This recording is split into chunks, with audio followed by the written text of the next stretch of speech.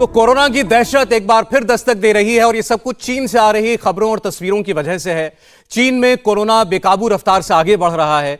आपको याद है 2020 में भी चीन से ही यह बीमारी दुनिया में आई थी और आज वहां ऐसे हालात बताए जा रहे हैं एक्सपर्ट्स के द्वारा कि चीन की 60% आबादी अगले 90 दिनों में 3 महीनों में संक्रमित हो सकती है। लगभग 80 करोड़ के करीब लोगों को कोरोना हो सकता है। अभी तक चीन जो संभला हुआ था, अब ऐसा लग रहा है कि कम वैक्सीनेशन और जबरदस्त ढिलाई की वजह से वहां पर हालात खराब बनते जा रहे हैं। लेकिन इसका भारत पर क्या इंपैक्ट है, हम इस पर चर्चा कर रहे हैं। हमारे साथ तमाम एक्सपर्ट्स जो हैं वो लगातार बने हुए हैं। डॉक्टर मिश्रा, एक सवाल, जैसे अभी हम लोग ने सबने ओमिक्रॉन वेरिएंट की बात की, जिसी का एक स्वरूप चीन में इस वक्त और भारत में जिसके 4 मामले आए, आपने कहा इससे घबराने की जरूरत नहीं है, हम ओमिक्रॉन से बाहर एक बार निकल चुके हैं। लेकिन सर, क्या इसका मतलब यह है कि आइंदा कभी वो डेल्टा खतरनाक वेरिएंट जो था, जो पिछले साल हमारे यहां आया था, जिससे अनगिनत मौतें हुई थीं, क्या वैसा कोई खतरनाक कोरोना का वेरिएंट दोबारा नहीं आ सकता? नहीं, देखिए, वायरस जो का पर्पस होता है ज्यादा से ज्यादा लोगों को इन्फेक्ट करे और वायरस की इवोल्यूशन का प्रेशर यही रहता है। ये अपने गांव से ही बिजनेस करके 100 करोड़ से भी ज्यादा का बिजनेस करते हैं। क्या आपको भी गांव से ही बिजनेस करना है? तो फ्रीडम ऐप को अभी डाउनलोड कीजिए। वो आदमी को बीमार करे या मारे, उससे कोई वायरस को फायदा नहीं होता है। ये हमारी बदकिस्मती है कि कभी कभी वो इन्फेक्शन जो है जानलेवा हो जाता है। तो जो सिलेक्शन प्रेशर है वायरस के ऊपर, वो ज्यादा से ज्यादा इन्फेक्शियस होने का है। इसका मतलब ये नहीं गारंटी हो गई कि वो उसकी कोई क्लिनिकल सिचुएशन नहीं बनेगी या खतरनाक नहीं होगा। वो किस्मत की बात है, लेकिन उस पर सिलेक्शन प्रेशर नहीं होता है। तो अभी 2 चीजें हैं। एक तो ये कि हम ऑलरेडी हाइब्रिड इम्यूनिटी से प्रोटेक्टेड हैं, तो छोटे मोटे इन्फेक्शन या वेरिएंट से हमको उतना ज्यादा फर्क नहीं होगा। इन्फेक्शन हुआ भी आदमी को तो उसके सिम्टम बहुत बहुत ही कम होंगे। और ओमिक्रॉन ऑलरेडी इतना ज्यादा इन्फेक्शियस है कि इससे भी ज्यादा इन्फेक्शियस वायरस बनने के चांसेस जो है वो थोड़ा कम हो जाते हैं। तो इसीलिए मैं कह रहा हूं कि हमको बहुत ज्यादा डरने की जरूरत नहीं है। लेकिन अगर हमने सावधानी नहीं बरती तो वायरस को, इसका मतलब हम ज्यादा मौका दे रहे हैं और ज्यादा इवॉल्व होने का। और वहां पे हमारी अगर बदकिस्मती आ गई और क्लिनिकली डेंजरस वेरिएंट निकल गया तो हमको परेशानी उठानी पड़ेगी।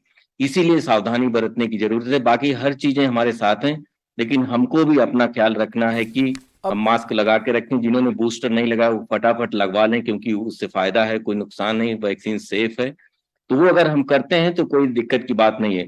लेकिन कोई ये गारंटी नहीं दे सकता कि इससे ज्यादा खतरनाक वेरिएंट अब डॉक्टर साहब, मैं आपसे एक सवाल ये जानना चाहता हूं, जैसे आपने बताया और इसको हम बार बार रिपीट करें तो कोई बुराई नहीं है। बूस्टर डोज लगवा लीजिए, जहां बाहर जाएं मास्क लगाइए, सोशल डिस्टेंसिंग का पालन कीजिए। और तीसरी बात जो मेरा सवाल है, टेस्टिंग। सर, अभी तो हमारे देश के अंदर कई राज्यों में जो है वायरल बुखार जिसे हम कहते हैं, सर्दी जुकाम, वो फैला हुआ है।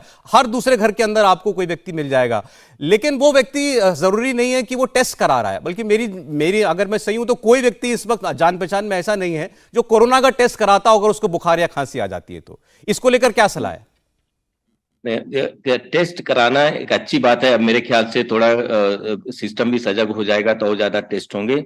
लेकिन एक और जरूरी चीज है कि हम सीवेज वेस्ट वाटर सर्विलेंस को तेज कर सकते हैं। वहां पे किसी आदमी को पकड़ने की जरूरत नहीं है। आप सिटी के वेस्ट वाटर से पता लगा सकते हैं किस तरह के वेरिएंट आ रहे हैं। और कुछ शहरों में, जैसे हम लोग बेंगलोर में बहुत रेगुलरली कर रहे हैं इसको, हैदराबाद में भी ओपन रेंज में हो रहा है। तो मेरे ख्याल से बड़े शहरों में या जहां जहां भी अच्छी तरह से सुविधा नहीं है तो हम कर लें। उसके लिए बहुत ज्यादा जरूरत नहीं रहती है फैसिलिटी की। अगर हम वेस्ट वाटर या इन्वायरमेंटल सर्विलेंस करते रहें तो हमको एक ब्रॉड आइडिया पता रहेगा किस तरह से वेरिएंट की सिचुएशन चेंज हो रही है या ओवरऑल केसेस बढ़ रहे हैं कि नहीं। तो एक्चुअल नंबर हमको उससे पता चलेगा, क्योंकि सिम्टोमेटिक नहीं है तो केस तो कोई रिपोर्ट नहीं करेगा और टेस्ट करवाने भी नहीं जाएगा। लेकिन ये जरूरी है कि लोग, अगर उनको सिम्टम लगता है, टेस्ट करा लें। उससे सभी का फायदा है। और उससे सबसे बड़ी ये चीज है कि हमको जीनोमिक सिचुएशन पता चलेगी, वेरिएंट सिचुएशन पता चलेगी, तो हम अच्छे कदम उठा सकते हैं। हम अपनी दरअसल ये बात जो है, ये सलाह आज नीति आयोग के सदस्य डॉक्टर पॉल ने, जब वो बाहर आए बैठक के, तब उन्होंने ये सलाह दी है। डॉक्टर मांडे, कि लोग टेस्ट कराएं। आपकी लोगों को नसीहत होगी, सिम्टम्स दिखाई दें, चाहे वो उसको वायरल मान रहे हो या कोल्ड मान रहे हो, लेकिन कराएं, चाहे रैपिड एंटीजन या RT-PCR टेस्ट। सर, आपकी आवाज नहीं पहुंची, आप भी चेक कर लें एक बार। जरूर करें, क्योंकि जाड़े का मौसम है, नैसर्गिक है कि लोगों में सर्दी जुकाम तो होगा। लेकिन जिन लोगों को सर्दी जुकाम होता है, अगर वो एक टेस्ट करा ले इसके बारे में, तो बाकी लोगों का ही फायदा होगा, क्योंकि अगर कोविड पॉजिटिव कोई आता है तो तुरंत उस व्यक्ति को कहा जा सकता है कि आप थोड़ा आइसोलेट हो जाओ, क्वारंटीन हो जाओ कुछ दिनों के लिए। तो टेस्ट कराना बहुत जरूरी है। लेकिन मैं राकेश जी से दोबारा बहुत सहमत हूँ कि वेस्ट वाटर सर्वेलेंस जो है हमारे देश में, इसका बड़े स्तर पे करना बहुत जरूरी है। पिछली वेव जब आई थी तो उस वक्त वेस्ट वाटर सर्वेलेंस में दिखाया गया था कि किस तरह हैदराबाद में, पुणे में, बंगलोर में, इलाहाबाद में किस तरह का कोविड फैल रहा था और कौन से इलाकों में, कौन से बस्तियों में कोविड फैल रहा था, इसके बारे में थोड़ी जानकारी हो जाती है। तो मेरे ख्याल से टेस्टिंग, जिन लोगों में सिम्टम्स है, और वेस्ट वाटर सर्वेलेंस, ये दोनों स्ट्रेटेजीज अगर हम लोग अपनाते हैं तो मेरे ख्याल से एक अच्छा साधन हमारे हाथ में होगा, जिससे हम लोग इसमें फैलने से थोड़ा काबू पा जाएं। जी डॉक्टर मिश्रा, अगेन आपसे मेरा सवाल है। हमने ये देखा था कि जब कोरोना अपनी पीक पर था तो हमारे यहाँ बहुत सारी फैसिलिटीज़ डेवलप की गई थी, चाहे वो ऑक्सीजन सप्लाई को लेकर के हों, ट्रांसपोर्टेशन की चीज़ें हों, या अस्पतालों में बेड्स की संख्या बढ़ानी हो, आईसीयू बेड्स बढ़ाने की बात हो, या मेडिसिन की रिक्वायरमेंट जो है उसको बढ़ाने की बात हो। ग्रेजुअली जाहिर है जब मामले नहीं आए तो हमारा वो तंत्र जो है अब उस स्तर पर तो काम नहीं कर रहा है। क्या उसको वहीं पर ले जाकर एक्टिवेट करने की आवश्यकता आ गई है? नहीं, उतने स्केल पे हमको जाने की जरूरत नहीं पड़ेगी। जैसे मैंने कहा कि इन्फेक्शन हो सकते हैं, लेकिन मुझे नहीं लगता कि हॉस्पिटलाइजेशन या आईसीयू वाली हमको कोई बड़ी समस्या आएगी। सावधान रहना जरूरी है, लेकिन अभी मैं नहीं ये मानता हूं कि हमको इमरजेंसी गियर में आ जाना चाहिए कि आईसीयू बढ़ा दो, हॉस्पिटल रिजर्व कर दो, वैसा जरूरत नहीं। सब ज्यादा जरूरी है कि हम मास्क लगा लें, बूस्टर ले लें और थोड़ा सावधानी रखें सर्विलेंस के द्वारा, तो उसकी जरूरत नहीं पड़नी चाहिए।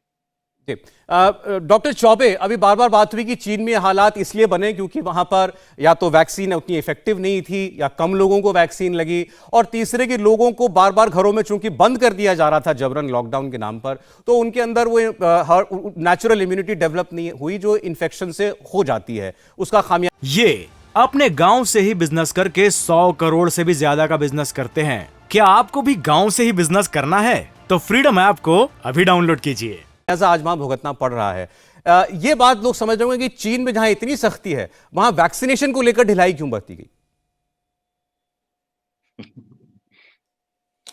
नहीं, वैक्सीनेशन को लेकर ढिलाई नहीं रखी गई। देखिए, उनकी पॉलिसी ऐसी थी जिसकी वजह से आज ये प्रॉब्लम हो रही है। पॉलिसी ये थी कि वैक्सीनेशन उन्होंने कर दिया और वो वैक्सीन की जो एफिकेसी है वो 1 साल तक है, 6 महीने है, 9 महीने है, ये किसी को नहीं पता है। तो अचानक से जो ये एज ऑफ हुआ कि कोई रिस्ट्रिक्शन हटा दिए गए और उनको भी लगा कि अब यहाँ पे हार्ड इम्यूनिटी डेवलप होना चाहिए, बट उनको भी ये एक्सपेक्ट नहीं था कि इस तरह से इतना ज़्यादा जो है वो फ्लेयर अप हो जाएगा, जिसकी वजह से जो है आज उनकी जो सारी हेल्थ मैनेजमेंट सिस्टम है वो थोड़ा सा मिसमैनेज हो गई है। बट डेफिनेटली ये चिंताजनक हम सभी के लिए है, क्योंकि इंडिया भी बहुत करीबी है और वहाँ से अदर कंट्रीज़ भी कनेक्टिविटी रहती है, तो हमें अपने सुरक्षा पे ज़्यादा ध्यान देना चाहिए rather than कि चाइना में जो हो रहा है वो तो लोग भुगत ही रहे हैं, लेकिन हमें अपने आप को बचा के रखना, that is very important. India TV हर वक्त हर जगह डाउनलोड करने के लिए सर्च करें India TV news Google Play Store या ऐप स्टोर पर।